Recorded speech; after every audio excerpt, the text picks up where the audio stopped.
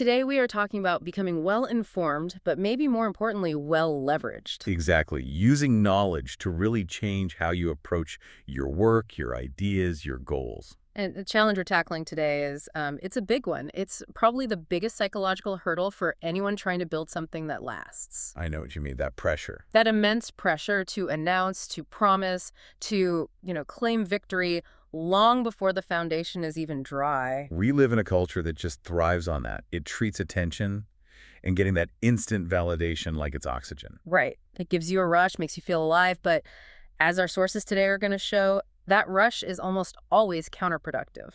Yeah, I think the most powerful metaphor we pulled from the sources is that immediate attention.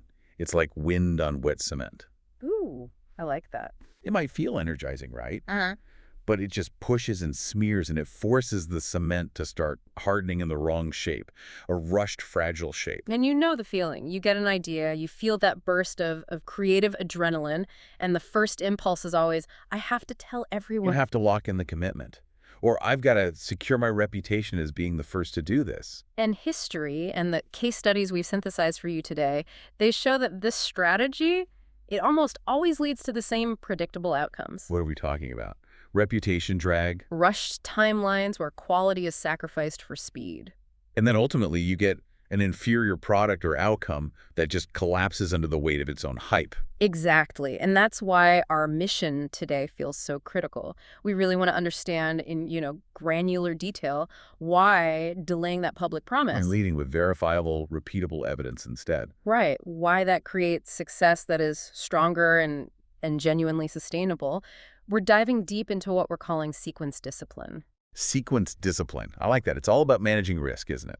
It is, because those early loud promises, they don't just invite critics or copycats from the outside. They invite sabotage from within. How so? They trap your ego. You get stuck defending a rushed hypothetical story instead of focusing just ruthlessly on improving the actual thing you're building. All your energy goes into the press release, not the prototype. So what's the mission for you, our listener, in this deep dive? We're giving you the shortcuts to turn that vague ambition into something real, verifiable reality. And our central maxim, the one that threads through everything we'll talk about today, aviation, software, education, medicine, it's simple. Don't argue that it works. Build it until the argument is unnecessary. That's powerful. So to prove that maxim, what do we got? We've put together a really comprehensive stack of sources.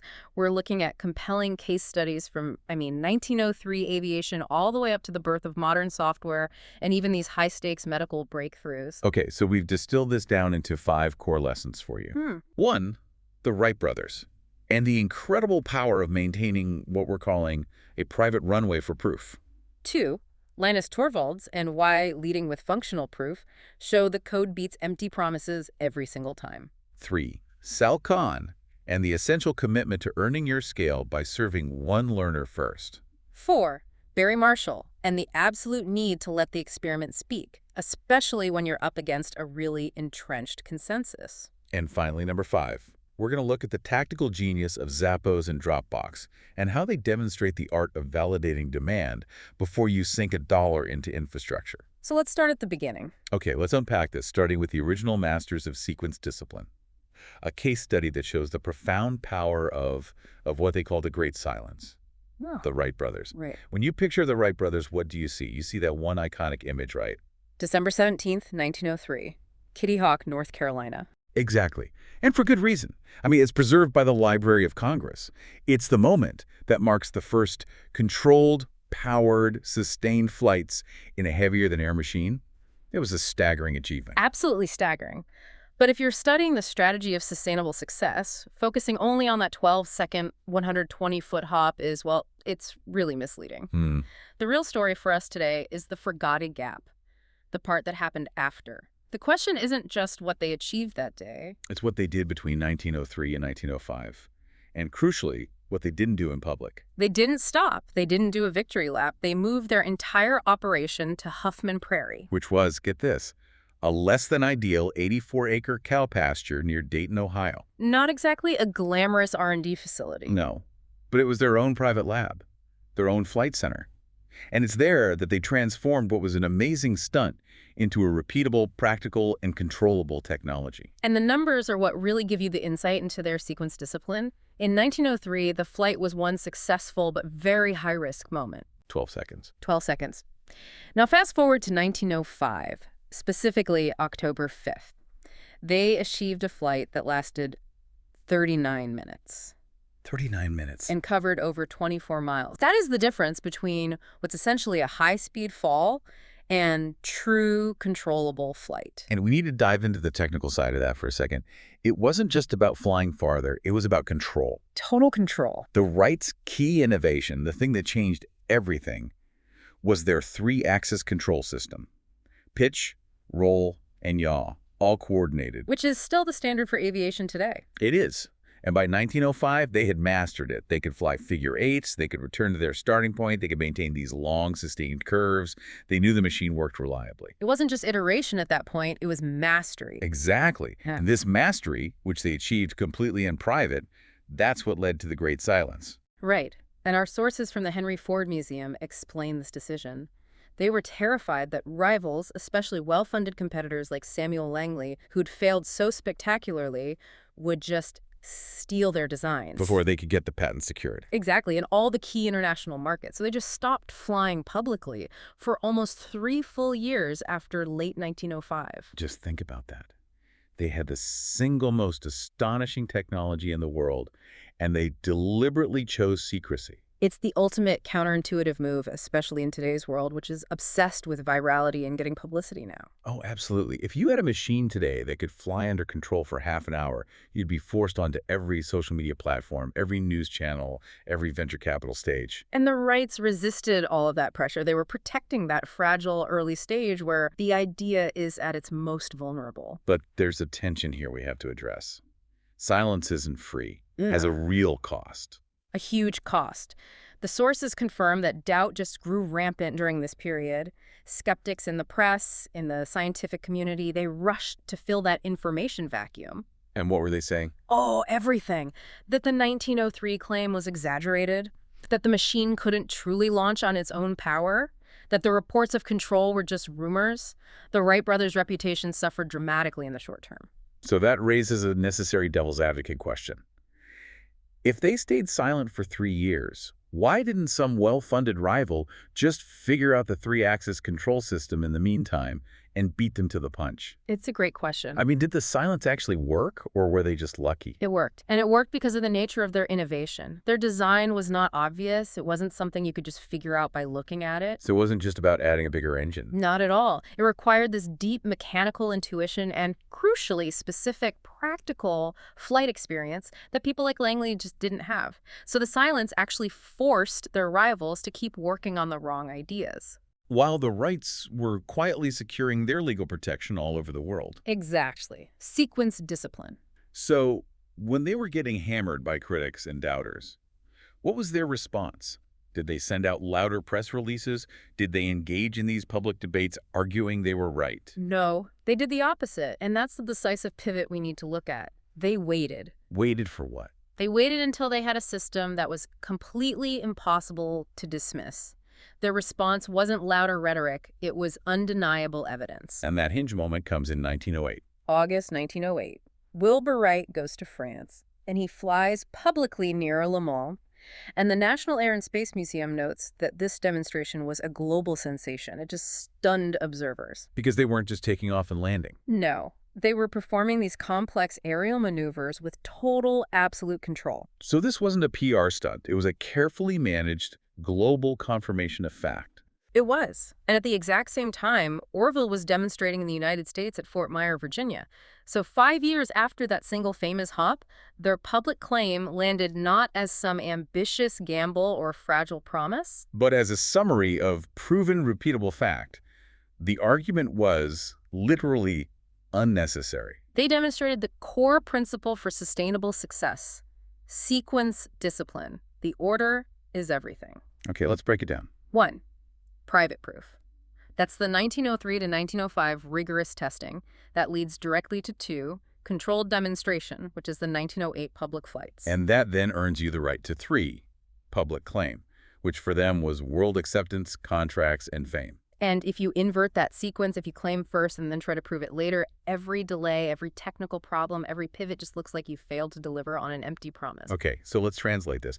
How do we turn this historical insight into actionable, modern tools for anyone trying to build something? The first crucial tool, straight from their playbook, is you have to establish a private runway. A private runway, what does that mean in practice? It's just a protected, non-performing environment for testing.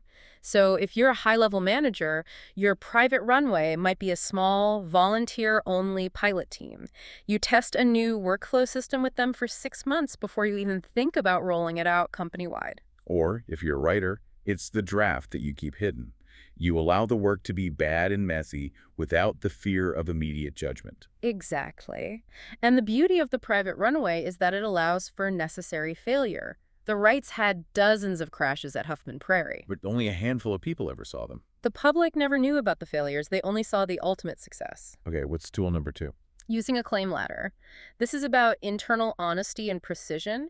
You only climb to the next rung when the one below is absolutely proven solid. So idea has to lead to prototype. And prototype has to lead to repeatable performance. And only then do you earn scaled reliability. Yes. And crucially, if you're out there pitching investors, you need to know exactly which rung you are standing on, and you better have the evidence to prove that rung is strong. This is where we need to apply the third tool and apply it aggressively. Separating marketing language from engineering language. Oh, this is a big one. It is. If you're building a product, engineering language is objective. It's our beta latency is 150 milliseconds. It's the engine can handle 50,000 requests per minute.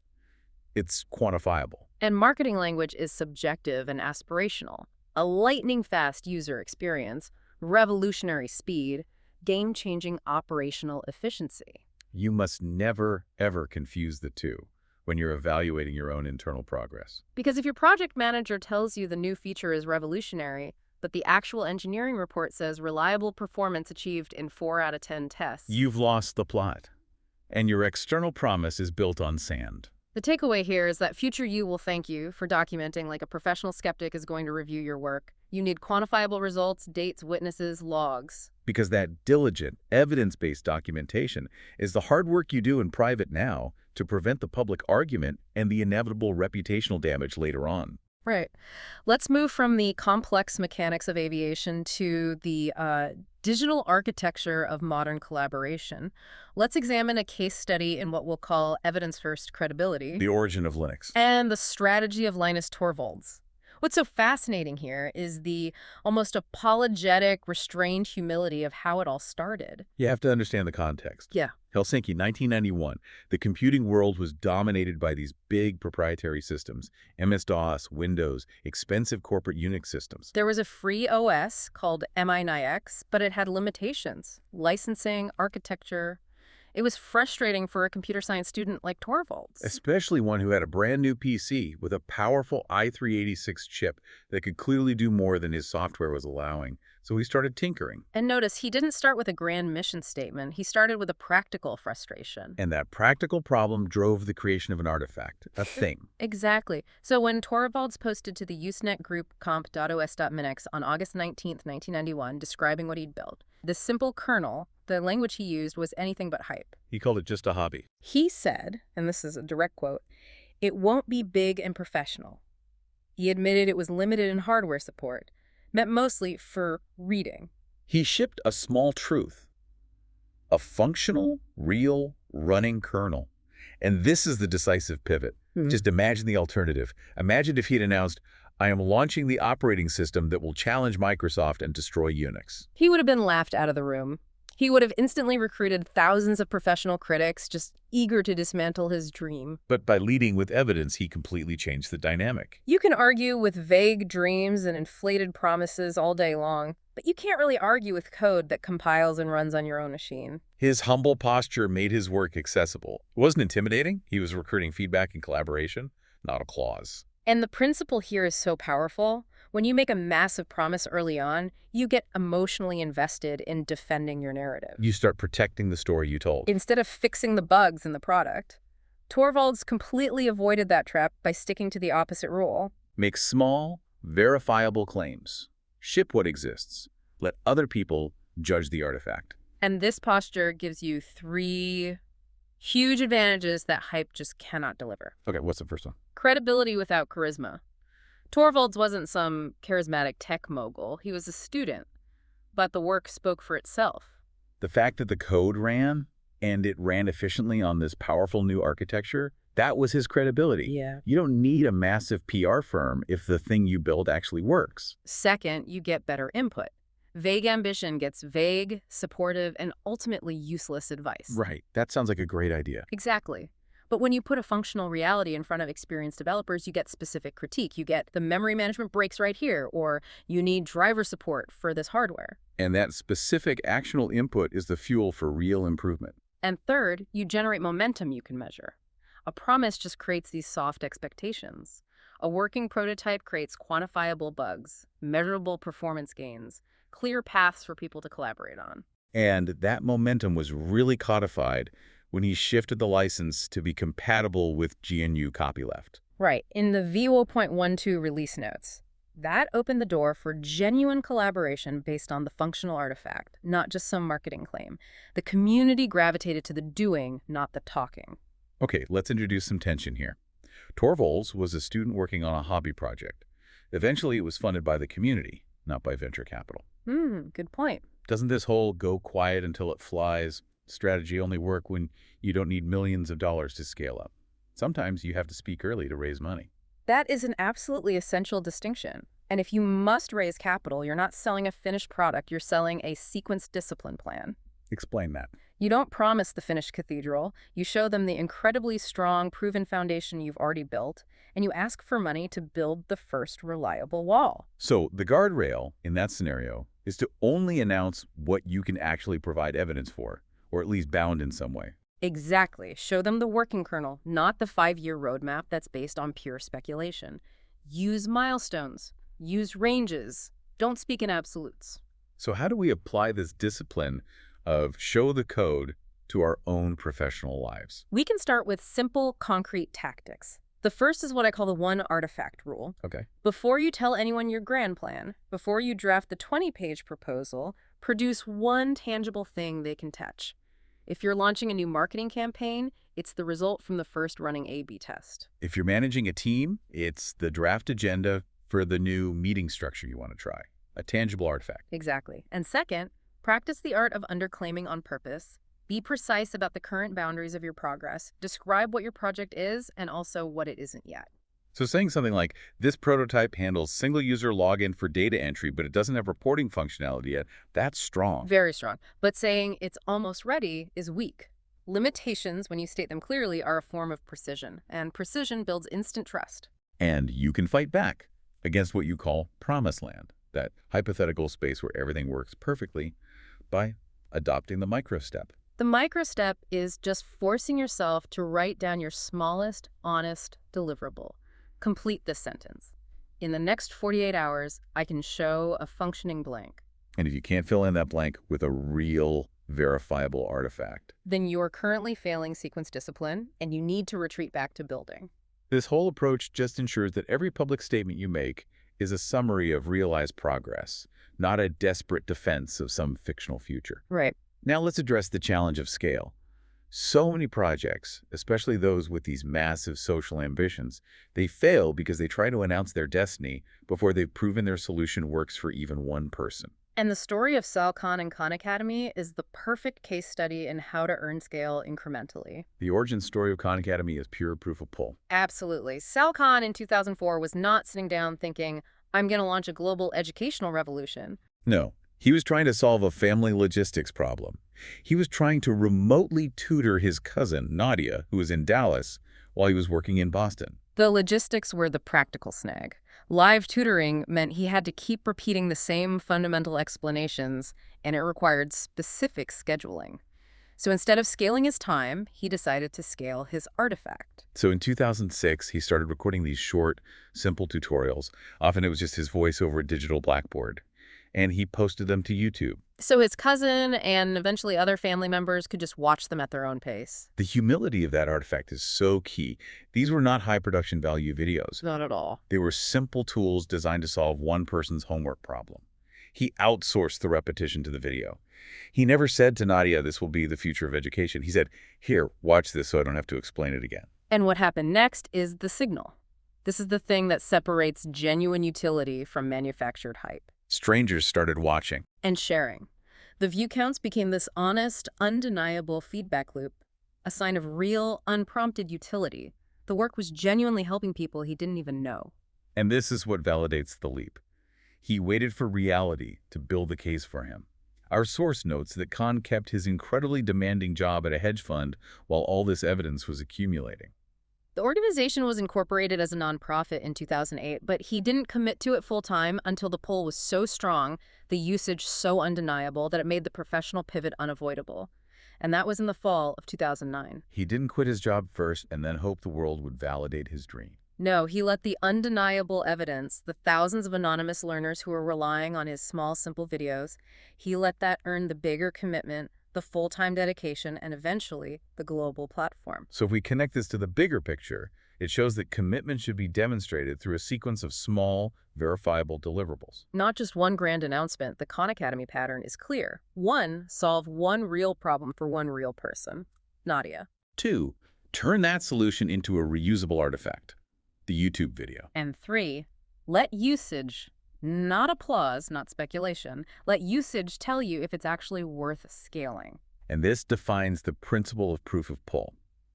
If people are pulling the work out of you, they're asking for the next video, they're sharing it organically, they keep coming back to it, you've got something solid. But if you have to constantly push the work with paid ads, aggressive hype, endless self-promotion, you haven't earned the belief yet. You're pushing because the artifact isn't solving the problem well enough on its own.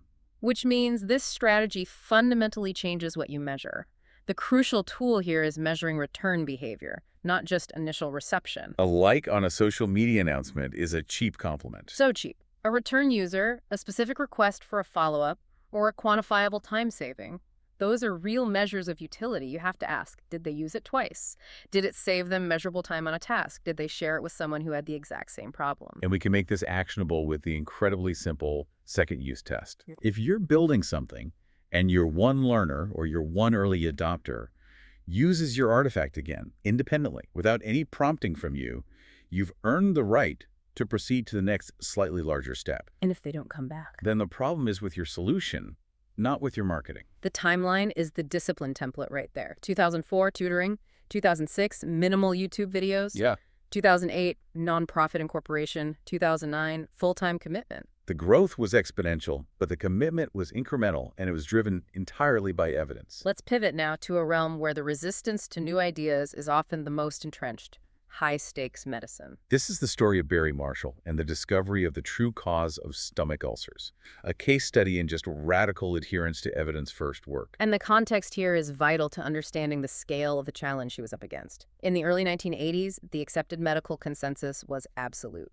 Ulcers were caused by stress, spicy food, smoking, or excess stomach acid, period. The treatments were antacids and diet changes. The idea was neat, it was comprehensive, and it was backed by decades of institutional belief. But a pathologist, J. Robin Warren, started noticing this profound anomaly.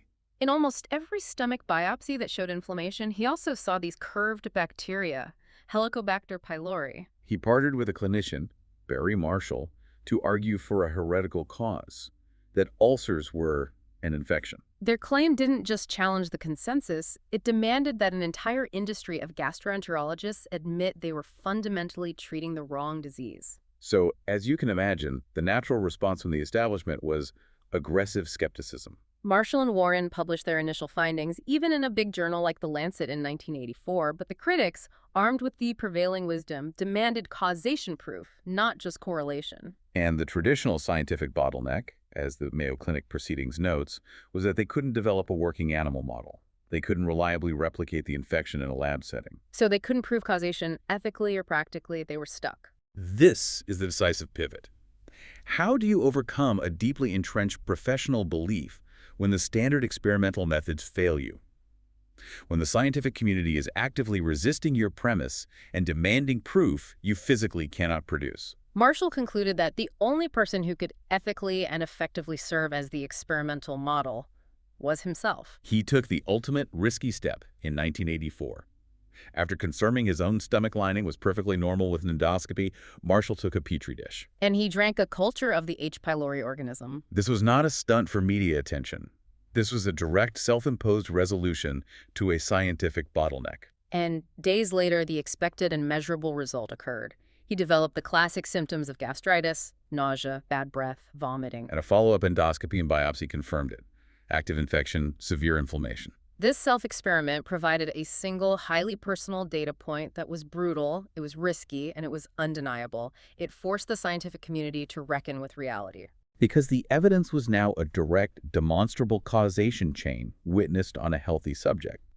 He stopped arguing the theory. And started measuring the biological reality. The validation was profound. I mean, it took years to fully shift that massive medical apparatus. But the work fundamentally changed the understanding and treatment of peptic ulcers worldwide. And Marshall and Warren received the 2005 Nobel Prize in Physiology or Medicine for it. The core principle is robust and applicable everywhere. Stop arguing and start measuring. Turn your deeply held belief into a falsifiable claim, and then design the smallest possible test that could actually prove you wrong.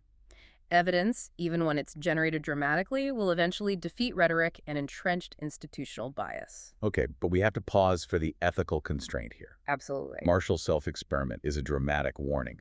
The lesson is make it testable, not go be reckless. Modern work demands oversight. Right. But we can take the structure of his experiment and apply it to everyday goals and team management. What are the tools for that? First, you must always establish a rigorous baseline before you change anything. If you're going to implement a new training program, you have to measure the team's performance metrics before the training starts. Because without a measurable baseline, every positive result is just anecdotal. It's just vibes, not evidence of improvement. Second, design the smallest ethical test you can run. If you think a new scheduling system will make your team happier, don't roll it out for the whole department for a year. Run a 2-week prototype trial with a single team. The A/B test approach applied to workflow. It minimizes your risk while giving you clear, focused data. And third, and this is about ego discipline, you must write down in advance what specific negative result would actually change your mind and force you to reverse course. This prevents you from falling into that trap of promising yourself into denial, where you only cherry-pick the data points that confirm your initial bias. Marshall was willing to be proven wrong. He was willing for nothing to happen after he drank that culture. And that's why his experiment was so scientifically powerful. If you are willing to let the data prove your belief wrong, then you're truly ready to experiment. Okay, we've covered discipline in building the artifact, proving its performance, and establishing the scientific truth. Now let's move to discipline in launching and scaling the business. The essential art of validating direction before you invest in massive infrastructure. And the Zappos story is the ultimate counter-narrative to the build it and they will come philosophy. In 1999, Nick Swinmurn had an idea that seemed completely ridiculous: selling shoes online. Because the core assumption of shoe sales for 100 years was tactile. You had to try them on, and he had no inventory, no warehouse, no brand partnerships, nothing. The conventional sequence discipline failure point here would have been to promise massive scale, raise a ton of capital, and immediately invest millions in a giant inventory and logistics system. And that's all assuming the core hypothesis is correct. That people will buy shoes sight unseen. Right. If that hypothesis was wrong, the infrastructure investment would have been catastrophic. But Swinmurn was strategically much smarter. He decided to run the lowest cost, highest return experiment he possibly could. He went to local shoe stores, he took pictures of their inventory, he built a really basic website, and he promised the store owners that if he sold a pair of shoes online, he would come right back and buy them at full retail price. This was absolute genius because it perfectly separated the two risks.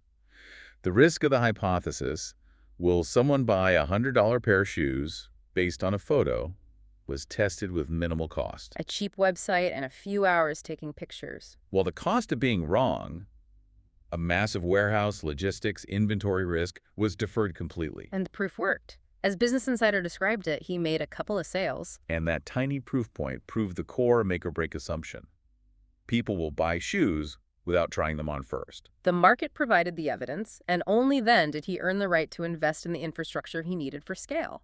The warehouse was a response to verifiable demand, not speculation. Another great example of demonstrating the future, not just promising it, comes from Dropbox and its founder, Drew Houston. He had a seemingly simple problem. His files were scattered across multiple devices, but the skepticism was loud. Critics were saying seamless syncing was just a feature that a bigger tech giant would inevitably absorb and give away for free. Houston couldn't talk his way out of that skepticism. The concept of seamless syncing feels abstract until you actually experience it. He had to prove that the execution wasn't just a feature, it was magic. He had to demonstrate the future before asking people to commit to it. So he didn't do a massive PR launch. He made short, simple demo videos himself, illustrating the seamlessness of the experience. And crucially, he included these Easter eggs and inside jokes that were targeted at the tech community, and he posted the videos on high-leveraged sites like Hacker News and Dig. And this evidence-first marketing generated an explosive, measurable pull. First Round Review reported that within a single day of posting the second video, the waitlist jumped from about 5,000 people to a massive 75,000. That is tangible evidence. The demonstration allowed the work to be seen, and demand acted instantly. He used the artifact to generate the hype, not the other way around. The principle here is so clear. Your public message should not be, someday we will build this incredible thing. It has to be, watch this thing happen right now. You reduce the uncertainty with evidence, and only then do you ask for commitment, investment, or adoption. Okay, let's synthesize these final validation tactics. I think the most crucial distinction you have to internalize is the difference between a paid test and a liked test. Explain that. Payments, sign-up surges that actually hold steady, repeated usage like the Khan Academy model, or time spent using an artifact that is genuine proof. Likes, social media shares, compliments. That's cheap, fleeting validation. You need proof that costs the customer something, whether it's their time, their data, or their money. And always employ the strategy of show, then ask. Demo the proof first, then ask for the commitment. A sign-up, a purchase, a commitment to a follow-up meeting. Never invoke that sequence by asking for commitment based purely on a fragile, unproven promise. The evidence has to lead the request. And finally, we have to reiterate the ethical guardrail. When you're testing demand, sequence discipline dictates that you must never fake scarcity, mislead customers, or misrepresent what actually exists. Right. Testing demand is about reducing your uncertainty about the market. It's not about manufacturing false momentum by deceiving the customer. The proof has to be real and reproducible for the success to be sustainable. So we started this deep dive by defining the problem. That immense psychological and social pressure to announce prematurely, we compared immediate attention to wind on wet cement. And we've now traveled across aviation, open source software, education, and medicine, and the common thread of the solution is just crystal clear. The common thread is sequence discipline. The default habit, the one that's fueled by ego and social pressure, is to announce and then scramble to catch up. The better habit is to build and then reveal truthfully. When you lead with evidence, whether that's the repeatable flight of 1908, the functional kernel of 1991, the proof of pull for the first learner, or the self-experiment of 1984, you gain credibility. You get specific, actionable feedback. And you build momentum that just cannot be argued away. We saw how the Wright brothers enforced that private runway to protect their vital early R&D phase. We analyzed how Torvalds avoided the ego trap by prioritizing the functional artifact. And how Sal Khan refused to scale his ambition until verifiable usage from his one learner earned him the right to expand. The lesson is always the same: let the results write the promise. So for you, the listener, this means defining what it flies looks like for your specific project. What is that single measurable outcome that would silence a reasonable skeptic? Your mission is to focus ruthlessly on producing that artifact before you make the next major public claim, before you invest heavily in infrastructure, and before you allow yourself to get emotionally invested in defending a fragile narrative. We'll close with the elegant wisdom of Benjamin Franklin. Well done is better than well said. This is the foundation of earned confidence. And I think you should think deeply about Peter Drucker's stark reminder. Plans are only good intentions unless they immediately degenerate into hard work. The greatest danger isn't failure. It's getting addicted to the feeling of commitment without the evidence of tangible progress. Don't sell a promise, stage a proof. Earn your big promise by keeping a small one repeatedly.